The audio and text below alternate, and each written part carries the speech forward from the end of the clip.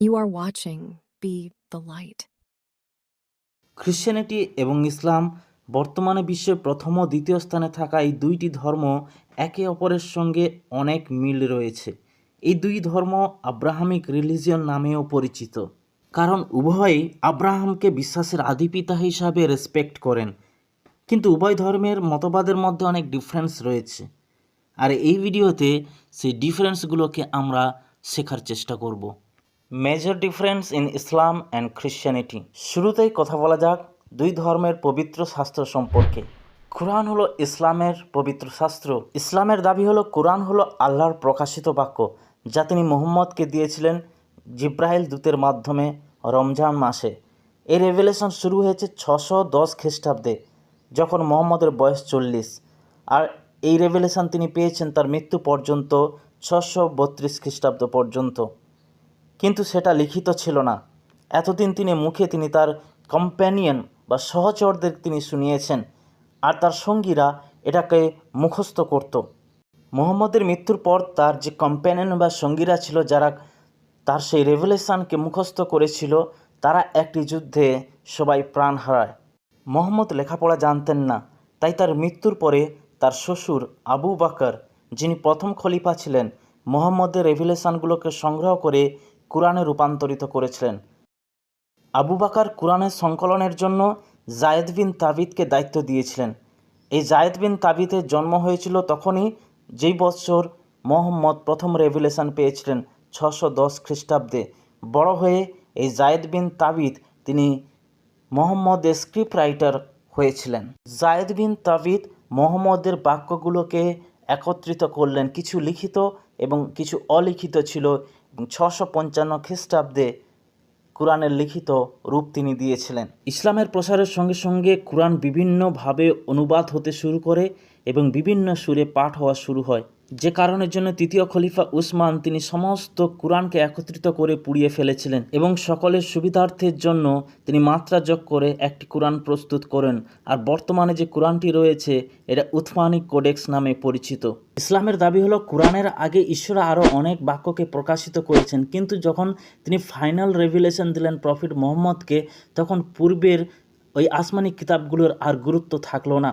সেই সঙ্গে ইসলাম আরও এটাও বলে যে পূর্বের কিতাবগুলো বিকৃত হয়ে গেছে, কিন্তু আল্লাহ মিরাক্কেলভাবে তার শেষ প্রকাশিত বাক্য কুরআনকে তিনি প্রিজার্ভ করেছেন, তিনি সংরক্ষণ করেছেন। অপরদিকে বাইবেল হলো খ্রিস্টানদের পবিত্র শাস্ত্র। বাইবেল একটি পুস্তক নয়, কিন্তু অনেকগুলি পুস্তকের সমষ্টি। পবিত্র বাইবেলের দুটি খণ্ড রয়েছে। প্রথমটি হলো পুরাতন নিয়ম, যা সৃষ্টি, পাপ এবং ইসরায়েলিদের ইতিহাস এবং প্রভু যিশুর আগমনের বিষয়ে কথা বলে। আর নতুন নিয়ম হলো যিশুর আগমন, তার শিক্ষা, কাজ, মৃত্যু ও পুনরুত্থানের সাথে সাথে শিষ্যদের কাজ ও শিক্ষা, যা পবিত্র আত্মা দ্বারা শিষ্যরা পেয়েছিলেন, তার কথা এবং আগামী ভবিষ্যতের কথা বলে। পুরাতন নিয়ম ইব্রীয় ভাষায় এবং নতুন নিয়ম গ্রিক ভাষায় লেখা হয়েছে। বাইবেল কোনো একজন ব্যক্তির লেখা নয়, কিন্তু 24 জন ভিন্ন ভিন্ন ঈশ্বর মনোনীত ব্যক্তি দ্বারা এটা লেখা হয়েছে। বাইবেল লিখতে প্রায় সময় লেগেছে 1500 বছর। সমগ্র বাইবেলে 66টি পুস্তক রয়েছে, যার মধ্যে পুরাতন নিয়মে রয়েছে 39টি এবং নতুন নিয়মে রয়েছে 27টি। খ্রিস্টানরা এই বাইবেলকে ঈশ্বর প্রকাশিত বাক্য হিসাবে সম্মান করে, কারণ ঈশ্বর তার পবিত্র আত্মা দ্বারা তার মনোনীত ব্যক্তিদেরকে তার কথা সকল প্রকাশ করেছিলেন। ডিফারেন্স নাম্বার 2 হলো কনসেপ্ট অফ গড। ঈশ্বর সম্পর্কে উভয়ের ভিন্ন মতবাদ। ইসলাম মতে ঈশ্বর হলেন এক এবং অদ্বিতীয়, তিনি ছাড়া আর কোনো ঈশ্বর নাই। কুরআন বলে তিনি এক এবং অদ্বিতীয়, তিনি সর্বশক্তিমান, তিনি কাউকে জন্মও দেন না, তিনি নিজেও জন্মপ্রাপ্ত নন এবং কেউ তার সমতুল্য নয়। অপরদিকে খ্রিশ্চানিটি ত্রিয়েক ঈশ্বরের ধারণাকে বিশ্বাস করে। ঈশ্বর হলেন এক, কিন্তু 3 জন ব্যক্তি, পিতা, পুত্র, পবিত্র আত্মার সমষ্টি। ত্রিত্ব বা ট্রিনিটি শব্দটি যদিও বাইবেলে কোথাও পাওয়া যায়নি, তবু এই ধারণাটি সমগ্র বাইবেল জুড়ে রয়েছে। আদিপুস্তক 1ম অধ্যায় থেকে আমরা এই তৃতীয় ঈশ্বর সম্পর্কে জানতে পারি। সব কিছু সৃষ্টি করার পর ঈশ্বর যখন বললেন, আইসো আমরা আমাদের স্বরূপে মনুষ্য নির্মাণ করি। এই লেটাস এই শব্দটি বহুবচন, একবচন নয়। যিশু বাপ্তিস্মের সময় পিতা, পুত্র এবং পবিত্র আত্মাকে একসঙ্গে দেখা গিয়েছিল। যিশু যখন শিষ্যদের বাপ্তিস্ম দানের শিক্ষা দিয়েছিলেন, তিনি বলেছিলেন, পিতা, পুত্র ও পবিত্র আত্মার নামে বাপ্তাইচিত করো। তাই খ্রিস্টীয় বিশ্বাস হলো ত্রিএক ঈশ্বরের উপরে, যারা অনন্তকাল ধরে অস্তিত্বশীল। ডিফারেন্স নাম্বার 3 হলো পাপ। মানুষ কিভাবে ঈশ্বরের আজ্ঞা লঙ্ঘন করে শয়তানের প্ররোচনায় পাপে পতিত হয়েছে সে বিষয়ে কোরআন এবং বাইবেল একই কথা বলে। পাপ সম্পর্কে শুধু পার্থক্যটা হলো, ইসলাম মতে পাপ করার পরে ঈশ্বর আদমকে বাগান থেকে বিতাড়িত করার পরে আদম ঈশ্বরের কাছে ক্ষমা প্রার্থনা করেছিলেন। তাই অরিজিনাল পাপের ধারণা ইসলামে নেই। কিন্তু খ্রিস্টান মতবাদ অনুসারে আদমের পাপে বংশ পরম্পরায় প্রত্যেক মানব জাতি পাপ করেছে এবং সেই পাপ আমাদের মধ্যে রয়েছে। তাই আদমের পাপে আমরা সকলেই পাপী। ডিফারেন্স নাম্বার 4, শয়তান বা ডেভিল। ইসলাম অনুসারে শয়তান হলেন ইবলিস, যিনি শয়তানদের মুখ্য বা প্রধান। আদমকে সৃষ্টি করার পরে আল্লাহ যখন সকল স্বর্গদূতকে আদমের সামনে অবনত হয়ে তাকে প্রণাম করতে আদেশ করেছিলেন, সকল স্বর্গদূত আল্লাহর আদেশ মানলেন, শুধুমাত্র একটি স্বর্গদূত ছাড়া, আর সে ছিল এই ইবলিস। কারণ তার মধ্যে অহংকার ছিল যে আল্লাহ তাকে আগুন থেকে সৃষ্টি করেছে এবং আদমকে তিনি মাটি দিয়ে সৃষ্টি করেছেন। তার এই অহংকারের জন্য আল্লাহ তাকে স্বর্গ থেকে বহিষ্কার করে জাহান্নামে পাঠিয়েছিল। কিন্তু জাহান্নামে শয়তান আল্লাহর কাছে অনুরোধ করেছিল যেন তাকে পৃথিবীতে আদম ও তার বংশধরকে বিভ্রান্ত করার জন্য মনোনীত করেন। অবশেষে আল্লাহ তার প্রার্থনা শুনেছিলেন এবং তাকে পৃথিবীতে স্থান দিয়েছিলেন। অপরদিকে খ্রিশ্চানিটিতে শয়তান সম্পর্কে এই শিক্ষা রয়েছে যে শয়তান হলেন লুসিফার। তিনি স্বর্গদূত ছিলেন এবং স্বর্গদূতদের মধ্যে শ্রেষ্ঠ ছিলেন। ঈশ্বর তাকে অতি সুন্দর জ্ঞানী করে সৃষ্টি করেছিল। কিন্তু তিনি মনে মনে ভাবলেন, যেভাবে সবাই ঈশ্বরের উপাসনা করে তেমনি যদি তাকে কেউ উপাসনা করত। তিনি অহংকারী হয়েছিলেন, তিনি নিজেকে ঈশ্বর সমান করতে চেয়েছিলেন। তাই ঈশ্বর তাকে স্বর্গ থেকে বহিষ্কার করলেন। বাইবেল বলে, হে প্রভাতী তারা, উষানন্দন, তুমি তো স্বর্গভ্রষ্ট হইয়াছ। হে জাতিগণের নিপাতনকারী, তুমি ছিন্ন ও ভূপাতিত হইয়াছ। তুমি মনে মনে বলিয়াছিলে, আমি স্বর্গারোহণ করিব, ঈশ্বরের নক্ষত্রগণের ঊর্ধ্বে আমার সিংহাসন উন্নত করিব। শয়তান সম্পর্কে আরও বলা হয়েছে, তোমার সৃষ্টির দিন অবধি তুমি আপন আচারে সিদ্ধ ছিলে, শেষে তোমার মধ্যে অন্যায় পাওয়া গেল। তোমার চিত্ত তোমার সৌন্দর্যে গর্বিত হইয়াছিল। তুমি নিজ দীপ্তি হেতু আপন জ্ঞান নষ্ট করিয়াছ, আমি তোমাকে ভূমিতে নিক্ষেপ করিলাম। ডিফারেন্স নাম্বার 5 হলো যীশুখ্রিস্ট সম্পর্কে ইসলাম ও খ্রিস্টানের মতবাদ। ইসলাম অনুসারে যীশু হলেন শ্রেষ্ঠ নবীদের একজন, ঈশ্বরের বার্তাবাহক, নবী এবং মসীহ। তার জন্ম হয়েছিল কুমারী মরিয়মের গর্ভে। তিনি ইসলামের প্রচার করেছিলেন, অনেক অলৌকিক কাজও করেছেন এবং সবশেষে ঈশ্বর তাকে স্বর্গে তুলে নিয়েছেন। সেই সঙ্গে মুসলমানরা দাবি করে যে যীশুকে কখনোই ক্রুশবিদ্ধ করা হয়নি এবং তাই তিনি পুনরুত্থিত হয়নি।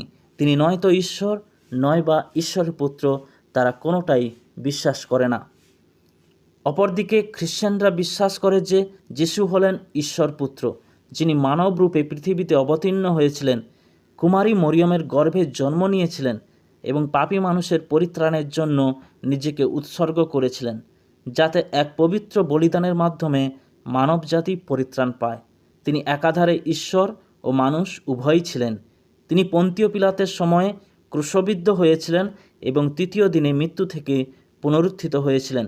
তিনি স্বর্গে চলে গেছেন এবং পুনরায় ফিরে আসবেন বিশ্বাসীদের স্বর্গরাজ্যে নিয়ে যাওয়ার জন্য। ডিফারেন্স নাম্বার 6 হলো স্যালভেশন বা পরিত্রাণ। ইসলামের বিশ্বাস হলো পরিত্রাণ বলতে জান্নাতে প্রবেশ। ইসলাম শিক্ষা দেয় যে যারা আল্লাহকে অবিশ্বাস করে মারা যায় তারা পরিত্রাণ পাবে না।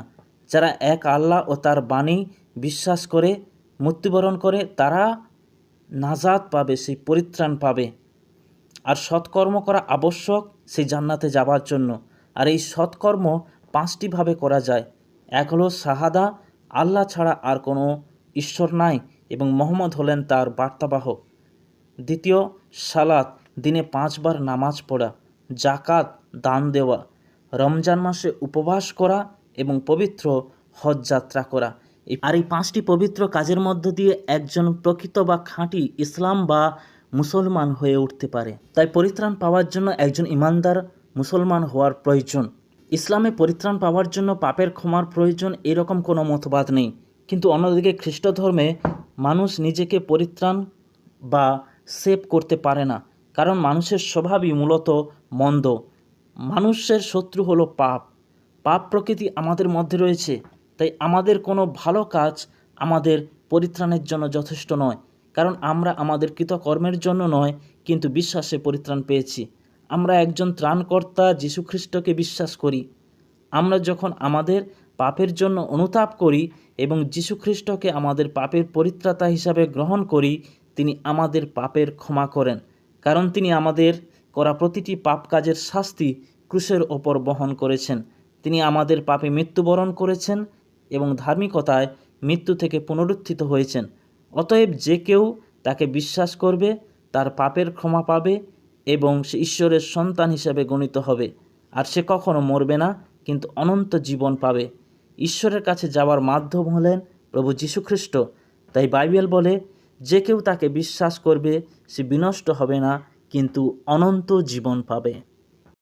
ডিফারেন্স নাম্বার 7 হলো হেভেন অ্যান্ড হেল, স্বর্গ ও নরক। ইসলাম এবং খ্রিস্টানরা শেষ বিচারের পরে মানুষ হয় স্বর্গ বা নরকে যাবে এই বিশ্বাস করে, কিন্তু উভয় ধর্মের মতবাদের মধ্যে কিছুটা পার্থক্য রয়েছে।